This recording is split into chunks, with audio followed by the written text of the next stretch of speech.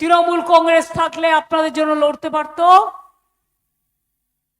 আমরা তাই মালদার কোনো প্রতিনিধি ছিল না বলে আপনাদের ঘরের একজন মহিলাকে আমরা রাজ্যসভায় পাঠিয়েছিলাম।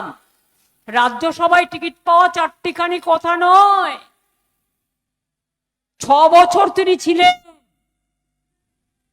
1 মাস আগে রেজিগনেশন করেছেন। তাকে আমরা লোকসভা ভোটেও দাঁড় করিয়েছিলাম। মা তার সন্তানকে যতটুকু দিতে পারেন সবটাই দিয়েছেন, কিন্তু ইলেকশনের আগে তিনি অন্য দলে গেছেন, আমার কোনো আপত্তি নেই। তিনি যে দলাই যান ভালো থাকুন, আমার কোনো আপত্তি নেই, কিন্তু ভোটটা তাদের দেবেন না। তারা তৃণমূল থেকে সব নিয়েছে আর যুদ্ধের সময় পালিয়ে গেছে।